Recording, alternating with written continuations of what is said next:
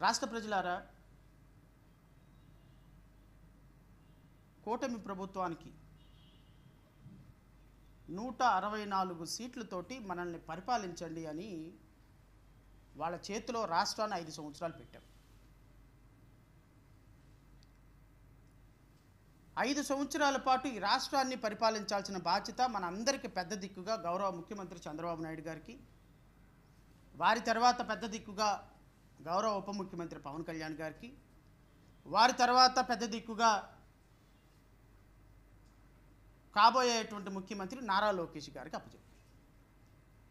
ఈ ప్రాసెస్లో భాగంగా వాళ్ళు మంచి చేసినా రాష్ట్ర ప్రజలే అనుభవిస్తారు, చెడు చేసినా రాష్ట్ర ప్రజలే అనుభవిస్తారు. ఈరోజు రాష్ట్రంలో పరిస్థితి ఎలా ఉంది అంటే,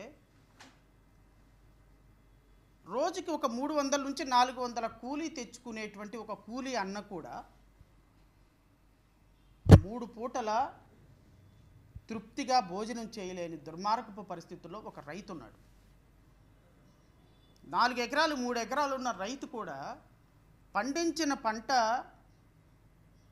మద్దతు ధర దొరుకుతుందో లేదో, ఏ రోజు నేను చచ్చిపోవాల్సి వస్తుందో, ఏ రోజు నా కుటుంబం రోడ్డున పడాల్సి వస్తుందో అన్నటువంటి బాధతో ప్రతి క్షణం చచ్చి బతుకుతున్నాడు.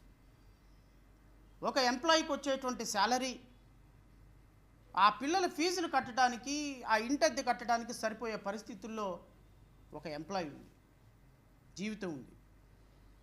మిడిల్ క్లాస్ జీవితాలు, అప్పర్ మిడిల్ క్లాస్ జీవితాలు, బిలో మిడిల్ క్లాస్ జీవితాలు, నిరుపేదల జీవితాలు రోజు రోజుకి జీవన ప్రమాణాలు పడిపోతున్న పరిస్థితుల్లో మమ్మల్ని పరిపాలించండి, మాకు ఏదో ఒక జీవన ప్రమాణాలు పెంచండి, ఇదిగో మీకు ఓట్లేసిన నేరానికి మీకు ఓట్లేసి మిమ్మల్ని గద్దెనెక్కిస్తున్నాం.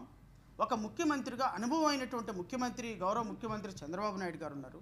మీ ముఖ్యమంత్రిగా మీరు మమ్మల్ని పరిపాలించండి రాష్ట్ర ప్రజలు ముఖ్యమంత్రికి 164 సీట్లతో అత్యున్నతమైన మెజారిటీ ఇస్తే ఈ ప్రభుత్వాలు చేస్తుంది ఏంది, ఈ ప్రభుత్వం చేస్తుంది ఏందో నేను రాష్ట్ర ప్రజలకి ఆధారాలతో సహా వివరిస్తాను. నేను రాష్ట్ర ప్రజలను మళ్ళీ కోరుతున్నా మీ ద్వారా, ఒక కంపెనీలు రావటానికి ఆంధ్రప్రదేశ్ రాష్ట్రానికి నేను వ్యతిరేకం కాదు, మా పార్టీ వ్యతిరేకం కాదు, బహుశా రాష్ట్రంలో ప్రతిపక్ష పార్టీలు కూడా వ్యతిరేకం అన్న సందర్భంలో కానే కాదు, మేము వ్యతిరేకం కానే కాదు. మా పార్టీ ఆంధ్రప్రదేశ్ రాష్ట్రం బాగుపడాలి, ఆంధ్రప్రదేశ్ రాష్ట్రంలో యువతకు ఉద్యోగాలు రావాలి, ఆంధ్రప్రదేశ్ రాష్ట్రంలో నిరుపేదలు కాస్త పేదరికంలో అప్పర్ మిడిల్ క్లాస్లోకి వెళ్ళాలి, వాళ్ళ జీవన ప్రమాణాలు పెరగాలి. అప్పర్ మిడిల్ క్లాస్లో ఉన్నాడు కొత్త రిచ్ మ్యాన్ కావాలి, 10 మందికి ఉపాధి కల్పించేటువంటి గొప్ప రాష్ట్రంగా మనం ఇతర రాష్ట్రాలతో పోటీ పడాలి అని ఆలోచించేటువంటి ఒక సామాన్యమైనటువంటి మైండ్ సెట్ ఉన్నటువంటి ఒక మధ్యతరగతి కుటుంబీకుడుగా నేను మీతో మాట్లాడుతున్నా. ఈ రోజున నేను రాష్ట్ర ప్రజలతో మాట్లాడుతున్నది అదే, చదువుకున్నటువంటి యువకులతో మాట్లాడుతున్నది అదే. ఉద్యోగాల కోసం బీటెక్లు చదివి, ఎంటెక్లు చదివి, బీఏలు చదివి, ఎంఎస్సి బయాలజీలు, ఎంఎస్సి అగ్రికల్చర్లు చదివి మాకు ఈరోజు వస్తుంది ఉద్యోగం, ఈరోజు ఉపాధి వస్తుందని నిరుపేదలుగా కళ్ళ నీళ్లతోటి కడుపును నింపుకునేటువంటి అక్కలు, చెల్లెళ్ళు, అన్నలు, తమ్ముళ్ళ గురించి కూడా నేను మాట్లాడుతున్నా. ఈరోజు 164 సీట్లతోటి రాష్ట్రంలో అధికారంలోకి వచ్చినటువంటి మీరు ఎన్నో కలలతోటి ఒక పెళ్లి కూతురులాగా కష్టపడి చదివించి కన్న తన కూతుర్ని బాగా చూసుకుంటాడు,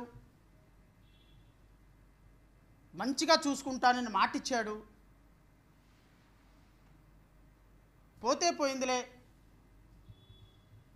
పెళ్ళికొడుకు ఎలాంటి వాడైనా సరే నా కూతుర్ని బాగా చూసుకుంటాడని తన అల్లారు ముద్దుగా పెంచుకున్న బిడ్డని ఒక అతనికి పెళ్లి చేస్తే,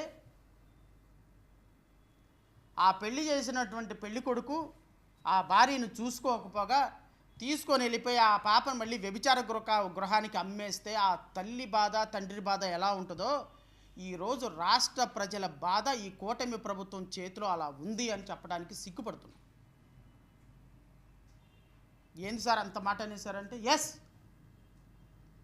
ఈరోజు రాష్ట్ర ప్రభుత్వం చేస్తున్నటువంటి దుర్మార్గపు చర్య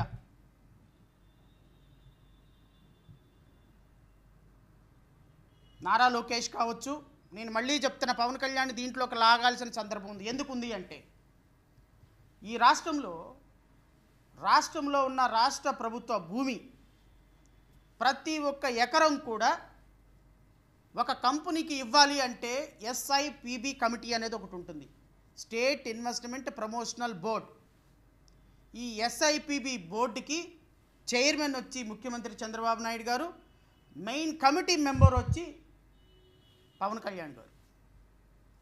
వీళ్ళిద్దరి ఆధ్వర్యంలో ఉన్నటువంటి కమిటీ రాష్ట్రంలో జరిగే ప్రతి అలాట్మెంట్ని, ప్రతి కంపెనీకి భూమి అలాట్మెంట్ జరిగేటువంటి బాధ్యత రాష్ట్ర ప్రభుత్వం వాళ్ళిద్దరి మీద పెట్టింది. కాబట్టి ఆయన ఉస్తాద్ భగత్ సింగ్ షూటింగ్లో ఉన్నా ఇక్కడ సంతకాలు అయిపోతాయి. ఎందుకు? ఫ్లైట్లో వెళ్తున్నాయి కదా ఫైల్స్. ఆయన మాదాపూర్లో ఉన్న ఫైల్స్ వెళ్ళిపోతాయి. ఎస్ఐపిబి కమిటీకి ఆయన ప్రధాన బాధ్యత వహిస్తున్న కారణంగా ముఖ్యమంత్రి గారిని, ఉప ముఖ్యమంత్రి గారిని ఈ ల్యాండ్ అలాట్మెంట్ పాలసీలో ఖచ్చితంగా నేను భాగస్వామిని చేసి తీరాల్సిందే, వాళ్ళని మెయిన్ అక్యూజ్డ్గా చేసి తీరాల్సిందే.